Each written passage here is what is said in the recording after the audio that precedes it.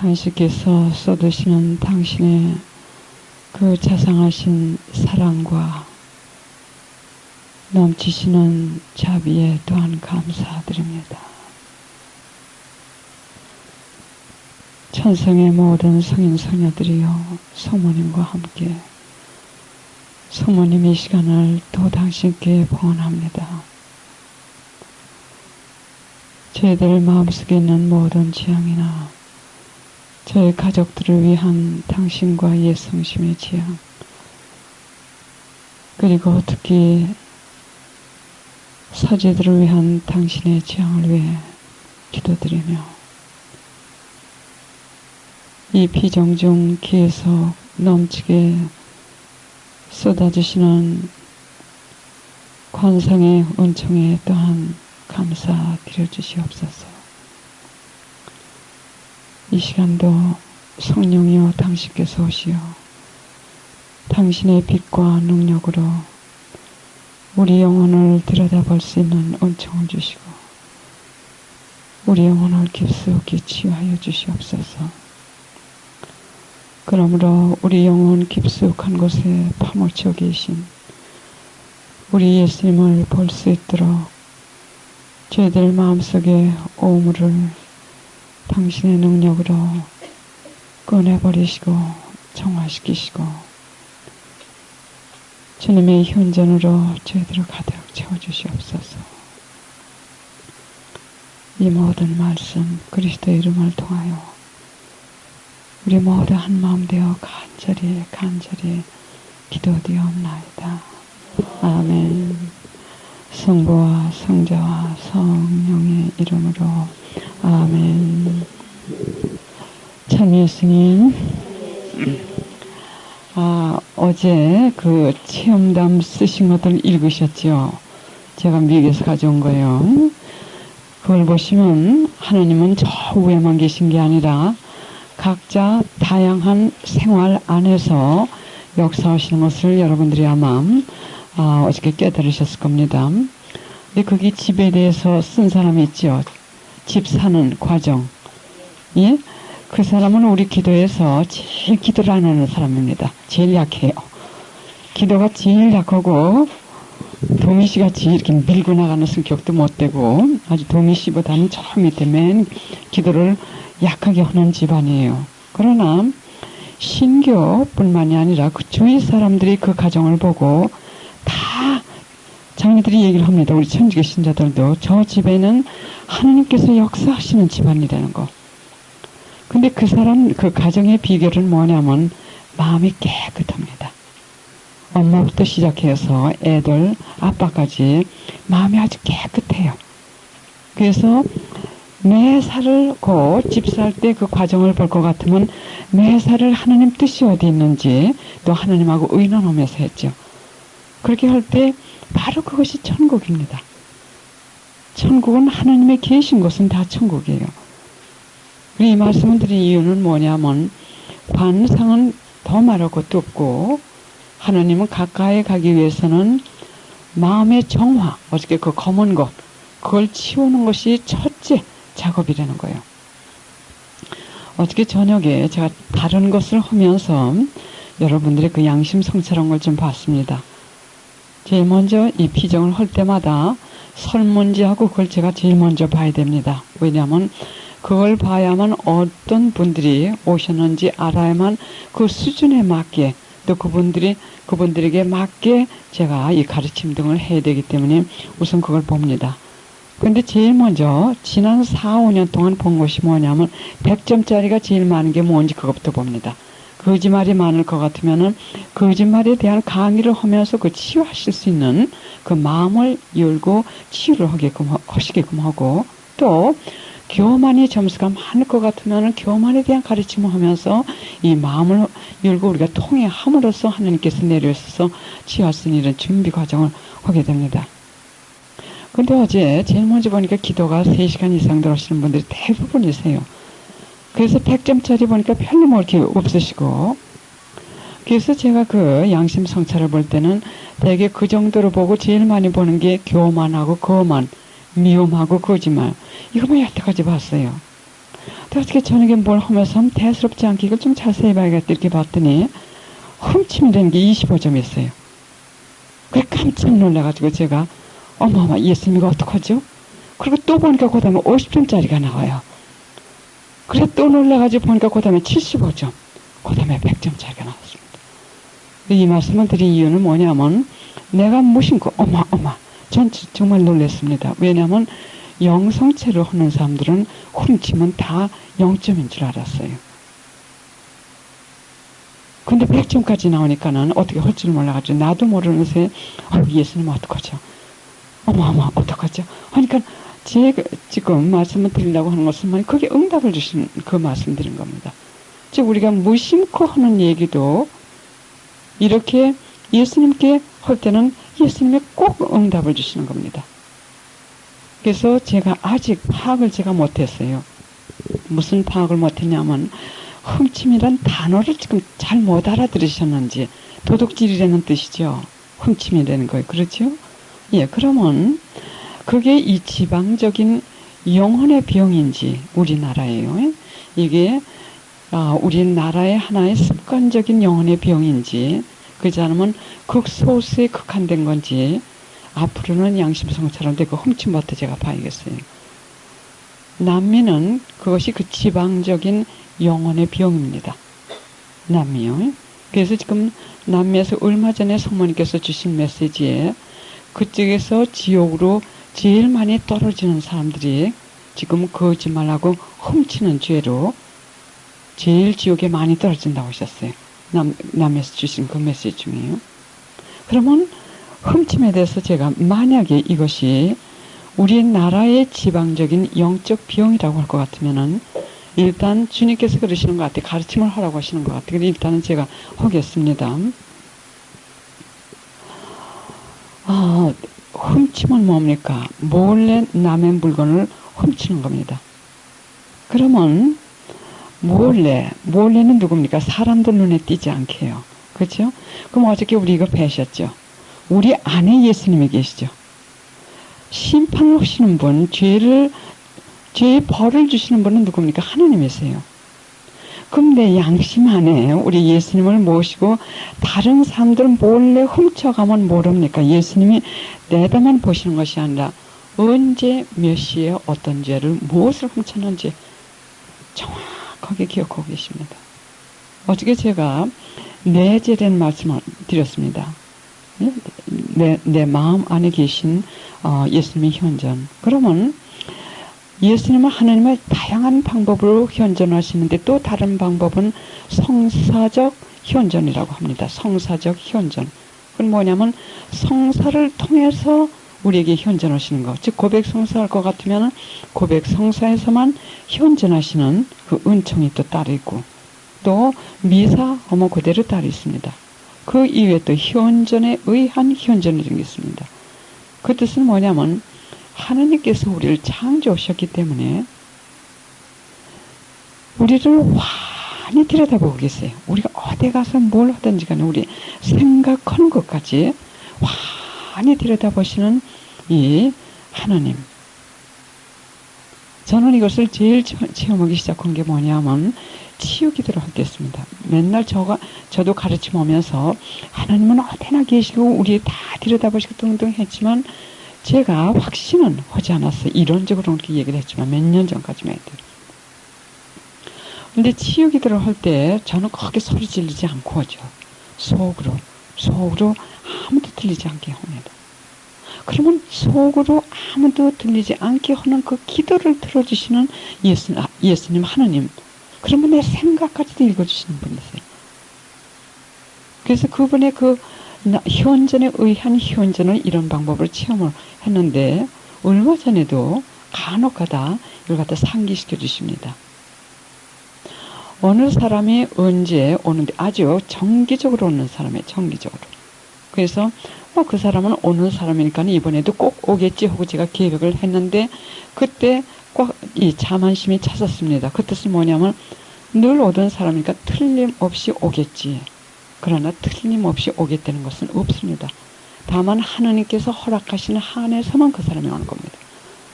근데 그렇게 생각한 그 주부터 안 와요. 지금까지 안 옵니다. 또 이번에 태풍 때 여러분들 지금 이 말씀드린 이유는 뭐냐면 나 혼자 생각을 한 겁니다. 그것도. 그러니까 내 생각까지도 읽으시는 하나님이신데 우리가 어떻게 훔칩니까? 그리고 성체를 어떻게 모십니까? 아마 이 훔침을 계속 하시면서 성체를 모셨으면 모령 성체를 하신 기회도 많이 있으셨을 겁니다. 무엇을 훔쳤는지에 따라서 어떤 사람의 것을 훔쳤는지 따라서. 그런데 아마 이것이 우리 한국의 하나의 의식하지 않고 하는 습관일지도 모르겠습니다. 제가 아직 분석을 못했어요. 근데 남미는 그렇습니다. 가난해가지고 훔쳐 먹다 보니까 이게 습관이 돼버렸어요. 그래서 훔칠 때도 성어를 걷고 훔칩니다. 들키지 않게. 그래서 아주 그것이 습관이 돼버렸어요. 그러면 거기서는 배나 고파서 그렇다고 하죠. 여기서 뭐가 아쉬워서 그럽니까? 미국에서 몇 번 제가 그 뉴스에서 신문에도 났습니다. 어느 할머니가 그 슈퍼마켓 가가지고 우리 한국 할머니가 가셔가지고 아무도 안 보는 줄 알고 마늘을 훔쳐가지고 주머니에 넣으셨어요. 그게 들켜가지고 미국 신문에까지 나왔어요. 그래, 그런 거를 볼 때는 한국의 습관이 아닌가. 그러면 여러분들 우선 하나님께서 축복해 주신 겁니다. 여기 오신 분이요. 그 훔침에 대해서 쓰신 분 왜? 우선 겸손하셨어요. 그 점수 매기시는 분이 왜? 있는 그대로 쓰신 거기 때문에 겸손하셨기 때문에 축복을 주신 겁니다. 자기 병을 안고 있을 때 의사는 알아도 본인이 그 시인을 하지 않을 것 같으면 의사도 고쳐줄 수가 없어요. 그러나 겸손하게 100점이면 100점, 75점, 75점 적었기 때문에 제가 우연치 않게, 그것이 우연이 아니죠. 저는 인간적으로 생각할 때 딴 걸 하면서 이 몸을 움직이는 이 무슨 활동을 하면서 눈으로 볼 수 있기 때문에 그 시간, 워낙 시간이 없기 때문에 그 시간을 이용해서 잠깐 본 것이 결국 이걸 보게 되는 겁니다. 그리고 제가 그분들께 말씀드리고 싶은 건 뭐냐면 만약에 그런 이유는 없겠지만 만약에 하나님의 돈을 훔치셨다고 할 것 같으면 즉시 고백성사 들었어요. 고백성사만 하시는 것이 아니라 콘셉션 다르메드에게 예수님께서 말씀하시기를 남의 물건을 훔쳤을 때 그것을 보상해 주지 않을 것 같으면은 그 죄의 용서를 받지 못하는 경우도 있다고 하셨습니다. 그러면 만약에 하나님의 돈을 훔치셨다고 할 것 같으면 빨리 고백성사 하시고 돈을 꿔서라도 그걸 갚으십시오. 어떻게 갚느냐? 하나님의 가난한 사람들에게 주세요. 그래서 제가 어제 2시에 깨가지고 잠을 지금 못 자고 있어요. 이것 때문에. 이게 실체인지 어떻게 적어야 되는지. 왜냐하면 성체를 모시는 분들이 하나님은 다 들여다보고 계신데 이걸 숨겨서 훔친다는 거는 모르셔서 그랬죠. 악해서 그런 게 아니라요. 그러니까 아주 잘 오셨어요. 이 병을 고치시기 위해서요. 그래서 이것이 모령성체뿐만 아니라 그 이상의 죄를 범하셨을 겁니다. 그럼 좀 이것저것 생각하는데 한 20년, 거의 20년 전에 우리 기도에서 한 분이 오셔가지고 앞에 나가지고 간증을 하신 분 그 생각이 나더군요. 그분이 뭐라고 그러시냐면 자기가 이 한국에 계셨을 때 헌금을 거두면 헌금을 세는 그 봉사를 하셨대요. 그때 조금씩 집어넣으셨답니다. 근데 그걸 모르고 계시다가 그 기도에 나와가지고 이제 뭐 어떻게 해가지고 회개를 하셔가지고 자기 죄의 보석이라고 그래가지고 사람들 있는 앞에 가지고 고백을 하시고 저거 하실 때 은총 많이 받았어요. 그 사람. 왜? 자기 죄를 통회할 때 같이 우리 그 양심성찰의 통회에 대해서도 있죠. 우도가 왜 바로 천국에 바로 올라갔습니까? 자기 죄를 완전히 통회했기 때문에 예수님께 대한 예수님께 아픔을 드린 그걸 통회했기 때문에 그 우도가 바로 천국에 올라갔어요. 그래 회개할 때 하나님께서는 그렇게 좋아하십니다.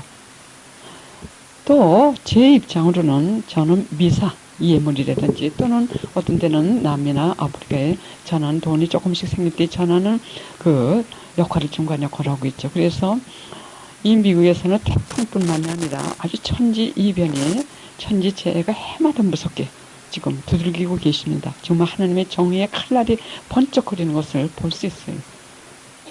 지진도 그렇고. 그러면 탁 이 천지재해가 탁 일어날 때 머리에 탁 먼저 떠오르는 게 뭐냐면 제일 먼저 떠오르는 게 뭐냐면 내가 잘못한 것이 뭐가 있나. 이 미사 예물을 잘 전했나. 그 사람은 가난한 사람에게 주는 거 이거 내가 못한 게 이게 딱 번개불부터 먼저 오게 됩니다. 왜냐하면 에나 마리아 타이거라고 해가지고 이 양반도 평신도셨어요. 한 100년 전에 돌아가신 것 같아요. 지금 10억 조사하고 계신 분인데 10억 조사를 받고 계신 분입니다. 이 양반은 특별 은사를 받았는데 아주 특별 은사예요. 어때 이렇게 딱 볼 것 같으면 태양을 보시면서 이 지구 어느 부분을 보시게 됩니다. 어느 부분, 어느 사람, 왕도 그렇고 딱 보시게 되고 거기서 일어나는 그 사람의 영혼 안에서 일어나는 걸 보셔요. 근데 거기에서 지금 제가 기억이 늘 제 머리에 떠나지 않은 건 뭐냐면 남 가난한 사람에게 주려는 돈을 갖다가 주지 않고 쥐고 있어가지고 벌 받는 거. 또 연옥실화에서도 볼 것 같으면 그게 있을 겁니다. 구라파나 이 미국에서는 그 자기 재산의 일부를 유서에 이렇게 써놓습니다. 교우들이요. 일부를 내가 죽은 다음에 미사를 드려달라고. 그래 우리 한 미사는 그 미사를 드려달라고. 미사 예물로 일부는 이거고 일부는 이거고 이렇게 해놓고 갑니다. 근데 친척에게 그렇게 하고 갔는데 이 사람이 그 사람의 미사는 드려주지 않고 그 돈으로 집을 샀어요. 집을 샀는데 그 집에 벼락을 맞아가지고 그 사람도 죽고 그 집도 다 벼락을 맞았는데 여기서 죽는 건 문제가 아닙니다. 저 세상에 가가지고 받을 그 벌이 무서운 겁니다. 특히 가난한 사람에게 주는 돈이나 미사 예물은 즉시 전해야 됩니다. 즉시. 왜냐하면 그 미사 예물을 아니 미사 지향을 갖다 전하는 과정에서 만약 그 사람이 죽었다고 할 것 같으면 그 미사를 갖다 드려달라고 한 다음에 즉시 미사를 드렸으면 그 사람이 구원이 됐을 텐데 그걸 즉시 전하지 않고 미적미적하고 그 돈을 딴 데 쓰고 이 다음에 조금 기다리죠. 이거는 하느님의 돈이에요. 딴 것도 아니고 비싸다는 거는. 그래가지고 그 사람이 만약 죽었다든지 할 것 같으면은 이거는 말로 표현할 수 없는 벌을 자초하는 일입니다. 공금도 마찬가지예요. 레지오나 그자는 뭐 어떻게 예 적었는지 모르지만은 이 공금이요 말하자면 특히 하느님의 돈, 레지오 돈, 꾸르시려 돈 무슨 돈 이걸 잠깐 빌려 쓰는 거 끔찍한 죄입니다. 이거는 이건 손을 댈 수가 없어. 이건 하느님 돈이에요. 특히 가난한 사람들에게 주라고 하는 걸 갖다가 물론 분별을 해서 줘야죠. 왜냐하면 지나가는 가난한 사람이라고 다 이렇게 주는 게 아닙니다. 분별을 하고 하나님께 이건 누구에게 줘야 됩니까? 할 때 빨리 이걸 전해주지 않을 것 같으면 이거는 하나님의 돈을 훔치는 겁니다. 이 벌을 어떻게 우리가 이걸 갖다 보상을 합니까? 만약에 기도하기 위해서 돈이 없어가지고 남의 돈을 좀 이렇게 훔치는 식으로 가졌다고 할 것 같으면 차라리 기도하지 마시고 나가서 노동하셔가지고 그래가지고 그 돈을 또 훔치는 걸 금하셔야 됩니다. 이건 저는 정말 두 있었던 잠이 안 올 정도로 제가 지금 이건 이해가 제가 안 되는 게 뭐냐면 성체를 모시지 않습니까? 성체를 모시면서 어떻게 훔칩니까? 배가 고파서 그런 것도 아니고 그래서 모르셔서 그랬겠죠. 그래서 요 다음에 제가 양심 성체를 딴 데 가서 또 보겠어요. 봐가지고 만약 그렇다면 이것은 악의에서 그런다는 것보다도 워낙 습관적으로 한국 사람들이 그렇게 해왔기 때문에 이것이 지방적인 악습, 이걸 의식 못하고 하시는 죄가 아닌가 하고 제가 앞으로 두고 좀 분별을 좀 해봐야겠습니다. 그래서 어떠한 하나님의 돈, 특히 미사 예물이나 그장 같으면 뭐 구르실로의 무슨 후예브랜드 이거는 하나님의 돈 감히 만지지 못해요. 이 징벌은 우리가 곧 고통에 대해서 얘기를 하겠지만 그 죄의 결과로 이것이 자녀들에게도 갈 수가 있어요. 왜냐하면 우리 사랑하는 남편이나 우리가 사랑하는 사람들이 누군지 그 사람에게 벌을 주셔가지고 그 고통을 주시는 경우도 많이 있습니다. 그래서 어떠한 환경에서도 훔쳐서는 안 된다는 거. 거기 고백성사를 위한 양심 성체도 있지 않습니까? 남의 물건을 빌려가지고 오래 가지고 있지 않습니까? 남의 물건을 빌려가지고 오래 가지고 있는 것도 도둑질이에요. 왜? 남의 물건을 빌렸을 것 같으면은 저쪽 상대방이 필요할 겁니다. 그럼 그걸 빨리 갖다 주지. 갖다 줄게. 우린 늘 충실에 대해서 여기서 많이 배죠. 충실. 최선의 노력을 해야 되는 겁니다. 이것이 바로 하느님 가까이 가는 길이고 관상가들이 해야 되는 길이고 묵상하는 사람들 아까 말씀드렸죠. 제일 기도 많이 안 하는 사람. 그러나 그 사람은 매사가 기도해요. 애기 같아요. 그 성격이. 한 40 지금 몇 점 되는데 큰애가 둘이고. 근데 애기 같은 게 뭐냐면 그저 하나님께 만살 물어봐요. 만살 하느님 어떡하죠? 나 이거 이런 식으로. 그러나 마음이 깨끗하니까는 천주교 신자들도 주위에서 그래요. 그리고 어떤 신교 사람들이 미사까지 가고 그 사람 그 집안 안에서 역사하시는 하나님의 그걸 보고. 그래서 여러분들 그 훔침에 대해서는 여러분들 뿐만이 아니라 딴 데 나가서 이걸 전하셔야 됩니다. 배가 불러가지고 이걸 훔친다는 거는 그리고 어떻게 성체를 모십니까? 훔친다는 자체가 그렇게 큰 게 아니라 훔치면서 성체를 모시는 건 이건 모령성체. 이거는 자기의 지옥불로 자기 자신을 끌고 내려가는 그 죄나 마찬가지입니다. 그러면 고통에 대해서 오늘 좀 배우겠습니다. 저기 잘 안 보이시죠? 여기 조금 좀 가져오시면 어떨까요? 고통,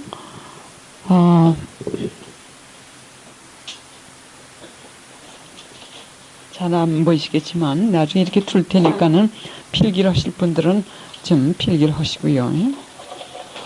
저 방에도 좀 보시게. 저 방에도 조금 보시고.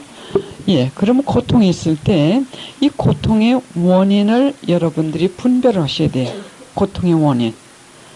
고통의 원인을 모르시고 이것만 털어버리시려고 할 것 같으면은 어제도 말씀드렸지만 서로 지칩니다. 예수님도 지치시고 여러분들 수호찬 스님도 그렇고 우리 자신도요.